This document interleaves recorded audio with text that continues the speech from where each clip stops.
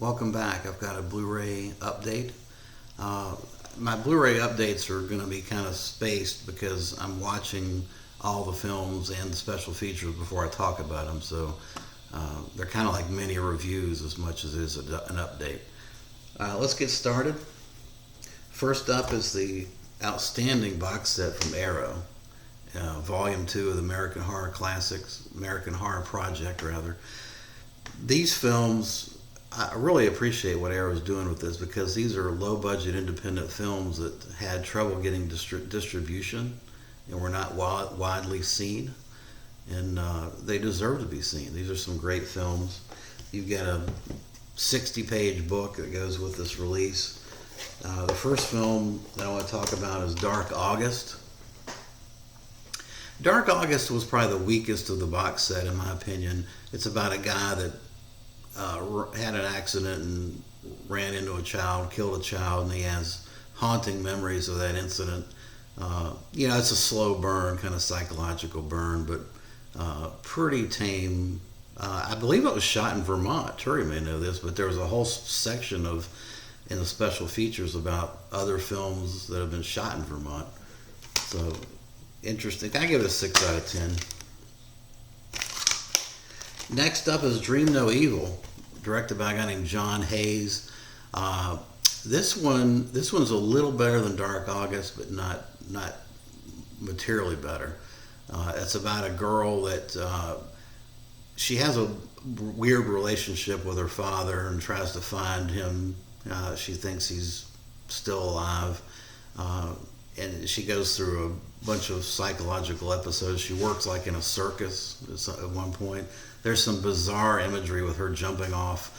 You've got a guy that's with her that's kind of like a shyster preacher, and as part of their little show, she's jumping off of these poles into the ground. I mean, way up and high. It's a bizarre horror film, but interesting, and it's got a load of special features, audio commentary, interviews, and that type of thing. The best film I think of the box was The Child. This one was really bizarre. It's a kind of a child with psychological telekinesis powers. She's got the ability to control and animate bodies, and so the last 30 minutes of this is really reminds me so much of Bob Clark's Children Shouldn't Play with Dead Things. The zombies look great in this, but the last 30-40 minutes of this is awesome horror. Audio commentary track and interviews, good stuff. So that's American Horror Project 2. If I can get it put back up here. Next up is a film from Indicator. Great. This is a highly recommended release called Scum. And this is a film that was banned back in the early 80s because it basically cast a very pale shadow on the reform schools in Britain. And today's standards, it wouldn't be banned, but back then it was. There's male rape in it, and there's some things that were obviously weren't going to pass the sensitivities of Britain back then in the early 80s, particularly with their restrictions on horror films and that type of thing. But Scum is a really excellent portrayal of, and it really puts you in the position of these boys that are basically cast aside into this reform program that really is its own little society, with reform being the least of the things that they're trying to do as far as the system is concerned. It's really just kind of a castaway. Reform, I think, is the last thing on people's mind, and that's probably why people had problems with it, because you're questioning an institution. Thick book, extensive write-up about the film. What happened was they were it got banned, and then they made a TV version, a toned down TV version. Definitely recommend it. Lots of special features. As you can see, it's loaded with special features, audio commentary tracks, and a series of interviews. It's probably, I think it was like 4 or 5. It was a good 4 or 5 hours of features and interviews. I mean, just practically with everybody that was involved with the film. So, loaded release here. Next up is a purchase from Turi, T-Money 86, my buddy up in Vermont, I believe. And that's The Reptile. Whoops. The Reptile was a Hammer film, a very good Hammer film that was made at a time when they were doing a lot of double features and using the same sets and making 2 films practically at once. Rasputin the Mad Monk, Plague of the Zombies, Dracula Prince of Darkness, that whole period where they were just flipping things and making movies quick. The Reptile is one of those, I think, that was a quickie.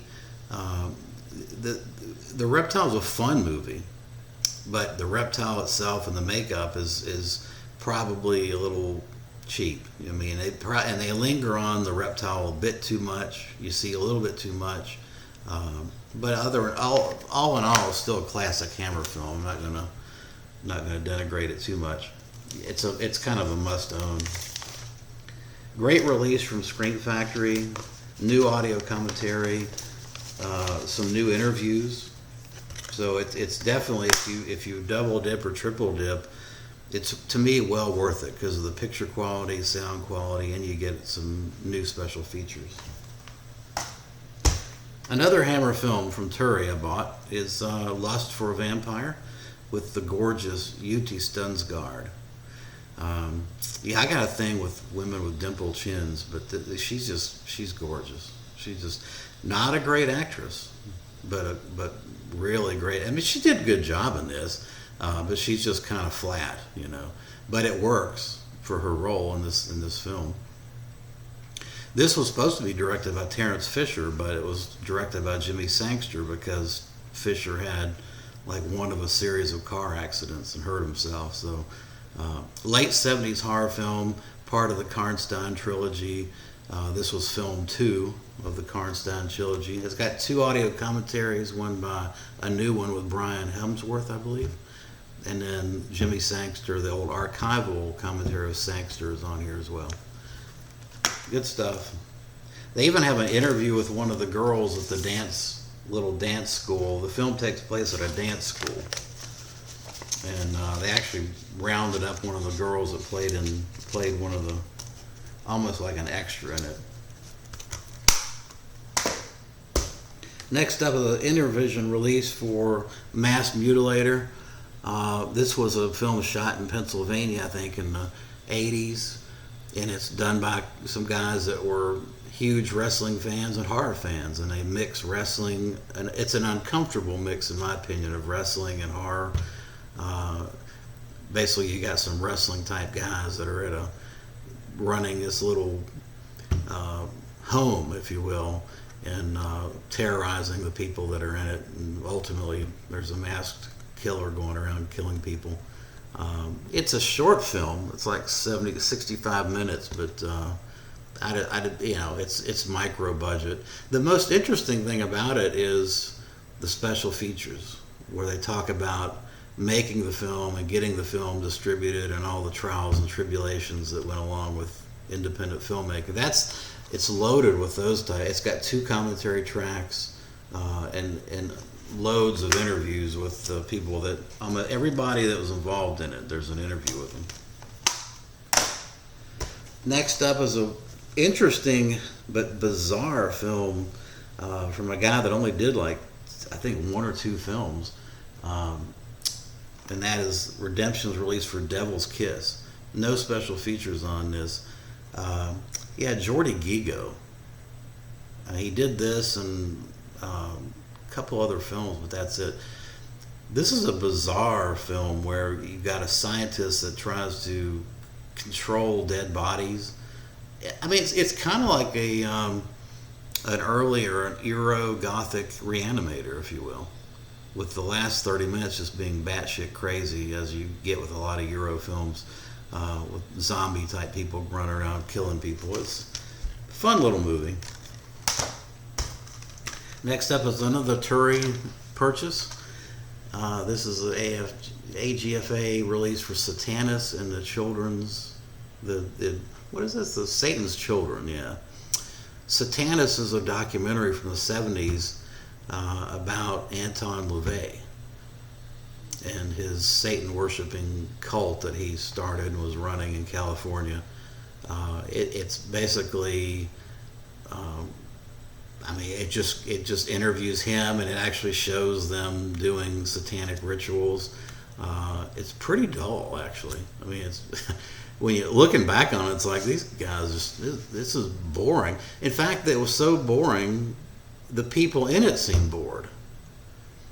What was really interesting about it was the neighbors. The interviews with the neighbors, I thought, was the best part of the film. That was hilarious.